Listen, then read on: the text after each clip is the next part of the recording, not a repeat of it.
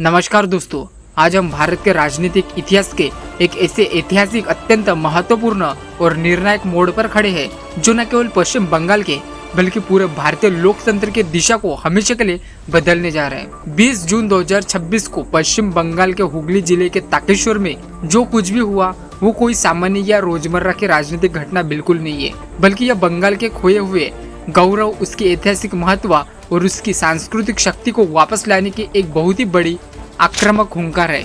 एक ऐसा राज्य जिसने कभी पूरे भारत को वैचारिक, साहित्यिक और बौद्धिक नेतृत्व प्रदान किया था, उसे राजनीतिक स्वार्थों के वेदी पर कैसे कुर्बान किया गया, यह किसी से छिपा नहीं है। लेकिन अब समय पूरी तरह से बदल चुका है। प्रधानमंत्री नरेंद्र मोदी ने पश्चिम बंग दिवस के विशाल और भव्य मंच से सीधे तौर पर यह उद्घोष कर दिया है कि उनकी नई सरकार अब बिजली की गति से फैसले ले रही है और बंगाल के कायाकल्प का महाअभियान पूरी तरह से जमीन पर शुरू हो चुका है।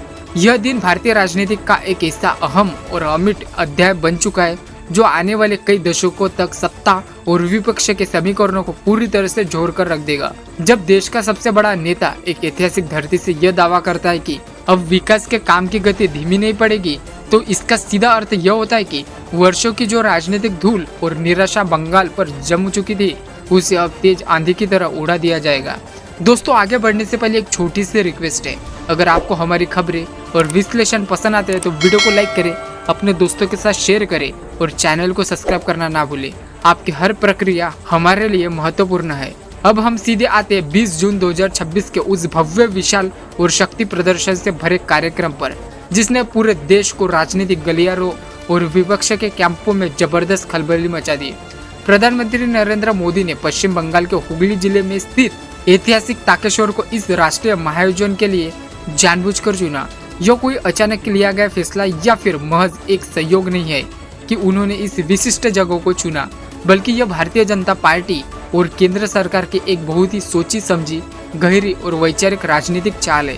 ताकेश्वर का अपना एक बहुत ही पवित्र राजनीतिक और ऐतिहासिक महत्व है, जिसकी जड़ें भारत के स्वतंत्रता संग्राम और आधुनिक बंगाल के अस्तित्व से बहुत गहराई से जुड़ी हुई है। आपको यह जानकर हैरानी होगी कि 15 अप्रैल 1947 को ठीक इसी स्थान पर अखिल भारतीय हिंदू महासभा की एक अत्यंत महत्वपूर्ण और गुप्त बैठक हुई थी। उसी ऐतिहासिक बैठक में महान राष्ट्रवादी नेता डॉक्टर श्याम प्रसाद मुखर्जी को सर्वसम्मति से यह विशेष अधिकार सौंपा गया था कि वे बंगाल के विभाजक को लेकर ऐसे ऐतिहासिक कदम उठाए ताकि हिंदू बहुल क्षेत्रों को पाकिस्तान का हिस्सा बनने से रोका जा सके और उन्हें भारत के भीतर हमेशा के लिए सुरक्षित रखा जा सके। उस महान ऐतिहासिक घटना के ठीक 29 साल बाद उसी पवित्र और बलिदान भूमि से प्रधानमंत्री मोदी ने पश्चिम बंग दिवस के गौरवशाली अवसर पर बंगाल के एक बिल्कुल नए, उज्जवल और विकासमुखी भविष्य की मजबूती नींव रखी है। यह देश के लिए एक सीधा संदेश है कि जो राष्ट्रवादी बीज डॉक्टर श्याम प्रसाद मुखर्जी ने बोए थे, वो बंगाल की धरती पर एक विशाल वटवृक्ष बन चुका है।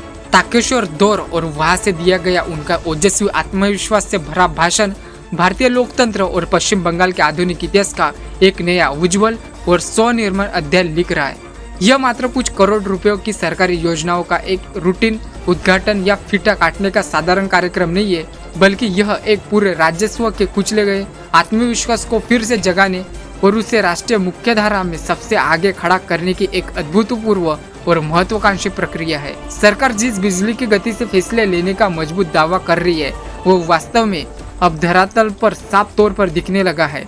महान स्वतंत्रता सेनानी डॉक्टर श्याम प्रसाद मुखर्जी के सपनों का बंगाल, जो कभी अपने ज्ञान, विज्ञान, उत्कृष्ट साहित्य, बेजोड़ कला और समृद्ध संस्कृति के लिए पूरी दुनिया में सम्मानित के साथ जाना जाता था, आज फिर से उसे पुराने, गौरवशाली और महान स्वरूप को हासिल करने की दिशा में बहुत तेजी से और पूरे आत्मविश्वास के साथ आगे बढ़ रहा है। आने वाले समय में यह पूरी तरह से तय करेगा कि बंगाल की इस नई, ऊर्जावान राजनीतिक और विकासमुखी यात्रा का सकारात्मक प्रभाव भारत के हर एक राज्य और हर एक कोने पर बहुत ही स्पष्ट रूप से महसूस किया जाएगा। विपक्ष के पास इस प्रचंड तूफानी विकास और इसे गहरे सांस्कृतिक पुनर्जागरण का फिलहाल कोई भी ठोस, सतर्क या वैचारिक जवाब दूर दूर तक नजर नहीं आता है। और इस गहरे सांस्कृतिक पुनर्जागरण का फिलहाल कोई भी ठोस, तर्कसंगत या वैचारिक जवाब दूर दूर तक नजर नहीं आता है। देश के बड़े बड़े राजनीतिक विश्लेषक और विचारक भी अब यह खुले तौर पर मानने लगे कि बंगाल में जो सकारात्मक बदलाव की तेज बयार बहनी शुरू हुई है,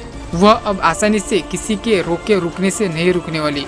यह तो केवल एक शानदार शुरुआत है, एक झलक है, और आने वाले दिनों में हम सभी बंगाल को पूरे भारत के आर्थिक और सांस्कृतिक विकास का सबसे मजबूत और सबसे शक्तिशाली इंजन बनते हुए अपनी आंखों से देखेंगे। आप सभी जागरूक दर्शकों से मेरा विनम्र निवेदन है कि आज के इस बहुत ही गहरे और विस्तृत विश्लेषण पर गंभीरता से विचार करें और खुद अपने विवेक से यह तय करें कि राजनीतिक सच्चा विकास, सच्चा राष्ट्रवाद और सच्चा गौरव आखिर क्या होता है।